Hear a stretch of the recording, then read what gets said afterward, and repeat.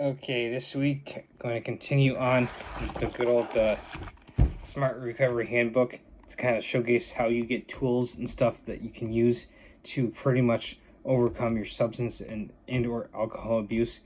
And this one is going to be a much better option than your 1930s religious cult of AA, which doesn't give you any tools. I keep reiterating. So I'm kind of going to be jumping around and stuff in this book and everything to kind of do different pages and stuff. So in this one, this is going to be like on page 65.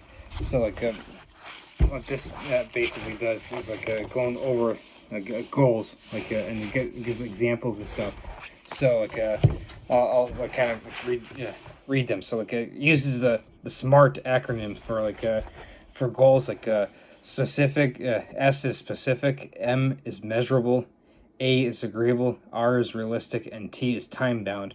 So for instance, specific run the examples they use principle right out of this to kind of showcase how you would go about setting realistic goals. So specific, run a marathon versus improve my cardio health.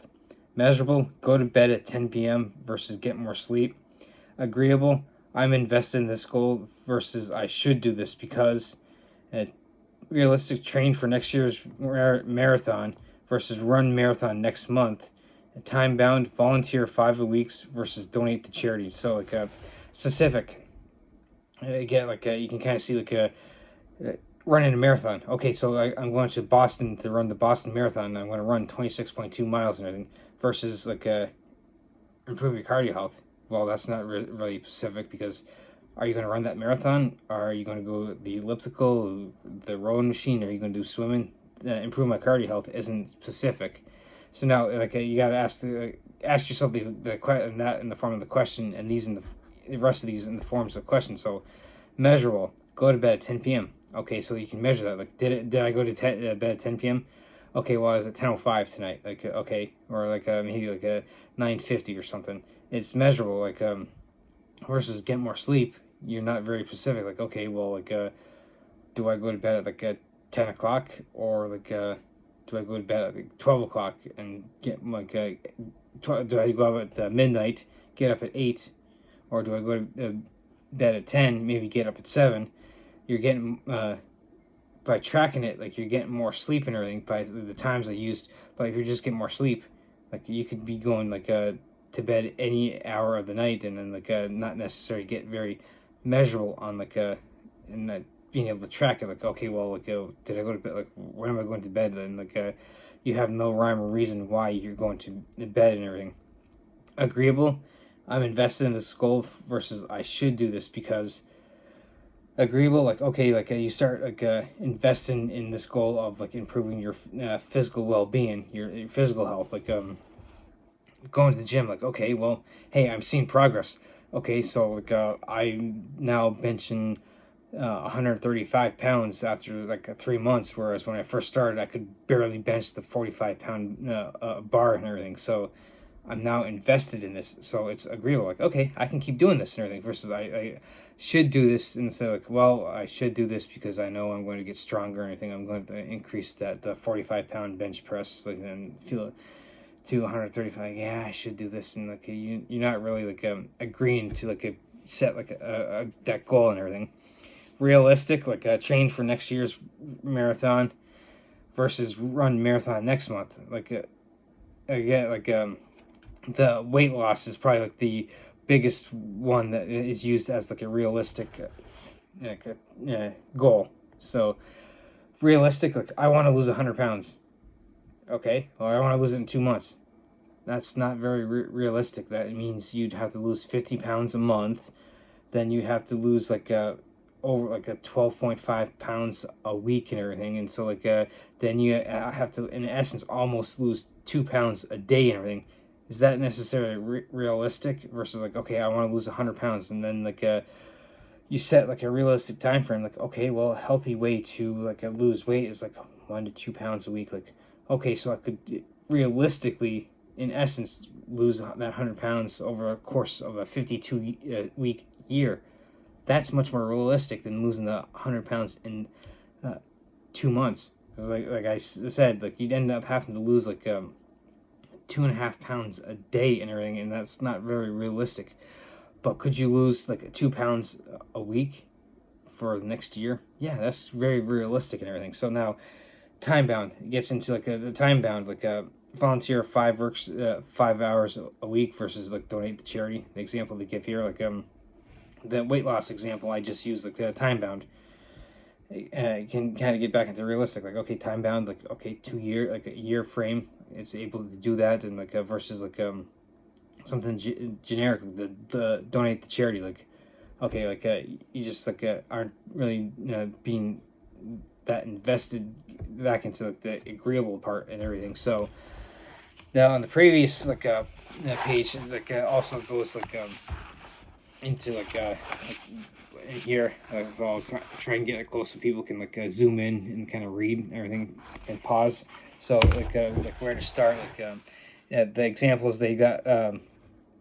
Where you can start like okay, finances, friends and family, career, like the physical health I was talking about, the fun and leisure, artistic activities, education, volunteer, social activities. So those areas where you can like okay, where do I start, and getting back into like setting realistic goals. You can go down that list and everything, like and do like the in a sense the SMART uh, acronym to be like okay, the finances, I want to be a specific, measurable, agreeable, realistic, and have like a time bound on it and everything. So and like this page that I first started also gives like examples, so like people can pause and zoom in to kind of like look at like the different examples and stuff that they use. Like for instance, like a life category, like from like the lifestyle balance pie, like the one I used last week, like that little pie where you rate yourself 1 to 10, you get like a little like a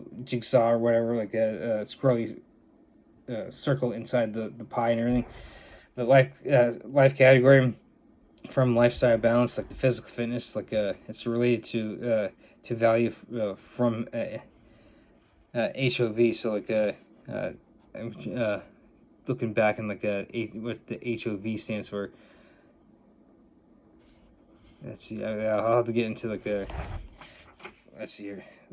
I'm wasting time looking back on the HOV, so like I'll have to look into that. But like basically like it's saying like physical fitness and like health, like okay, so like a specific, measurable, agreeable, realistic, time bound. So like for instance, like the goal of improved cardio endurance.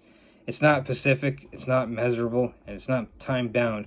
It is agreeable and realistic, but like a revised goal for that would be like a 5K walk for the cure. Like you do like a cure for cancer or Alzheimer's. They have like a lot of times they do like a 5K fun run or walk or whatever. So they use the 5K for the cure of Alzheimer's. So is it specific? Yes. Is it measurable?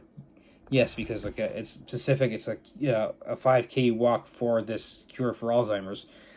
Is it measurable? Yes, it's a 5K run or walk, or which comes out to like 3.1 miles for those of us in America. Is it agreeable? Yes, just like improving your like cardio endurance. Is it realistic? Yes, just like improving your cardio endurance. Now, is it time bound? Yes, because like you can sit there, maybe it takes you like an hour to run that walk that 5K, or maybe it takes you like 24 minutes to run that 4K. So it's time bound, and of course they have like a whole event tied into it. So like maybe it'd be like a morning event on like a Saturday morning. So it's time bound in that way, like for in essence. So like you can it does give like a little like a bar here, like tasks and objectives to complete. So like tasks, objectives to reach goals. So like walk 4 times a week until a race for like 12 weeks. So like week 1, 20 minutes. Week 2, 30 minutes. Week 3, 30 minutes. Week 4, 35. Week 5, 35. Week 6, you go up to 40, 7, 45, 8, 50, 9, 60, 10, 60, 11, 60. Week 12, 30 minutes, and then end of week 12, it's walk for the cure. So like basically like you're as you can see with the time frame, you're building yourself up walking more, so that way you can get used to like over the course of 3 months, like oh hey look, getting into like a specific, measurable, agreeable, realistic, and time bound, gives you an example on how to go about that. Now, they also give like an example, using the same kind of a layout. They use eat better for the rest of the year, and then for a goal, then revised goal, maybe lower blood cholesterol to 180 in 6 months. So you get more specific with that second revised goal. So another flip the page for other examples that they use, relationships, uh, related to values like living authentically with children. So you might be a parent. So goal would be show up for all visitation sessions and be on time for the next 3 months. So you might have you might be, in this case you might be divorced and you want to have visitation. So you want to make sure you're now becoming part of your kids' life and everything. So that's a value that you put in that pie chart and everything. So that would be a goal, it's specific in that you want to show up for all visitation sessions and be on time for the next 3 months. It's specific, it's measurable, it's agreeable, it's realistic, and it's also time bound. You could revise the goal if needed, if situations changed and everything, based on something, maybe something came up in life or something. And so they do give a blank one, that says now it's your turn. There are more goal setting tables in Appendix B. So they do give in essence, as you can see here, a blank one where you can actually go through it yourself and everything. So as you can see, this handbook is definitely handy for in essence giving you tools and stuff to be able to think and put you in the driver's seat. Hey, look, this is my life. I'm starting to overcome my alcohol and or drug abuse.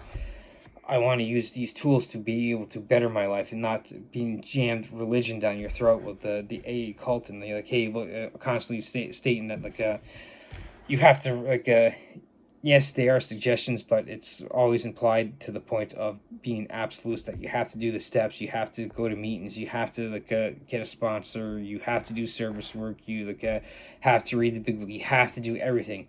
There's no ifs, ands, or buts about it, and there's no alternatives. And basically, you have to turn yourself over to some arbitrary, non-existent higher power. Whereas stuff like this puts you in the driver's seat. Hey, look, you're going to use these tools to become responsible to overcome your alcohol abuse. Whereas if you relapse, oh well, the program didn't work for me. It's just, I guess I didn't get the right higher power or something.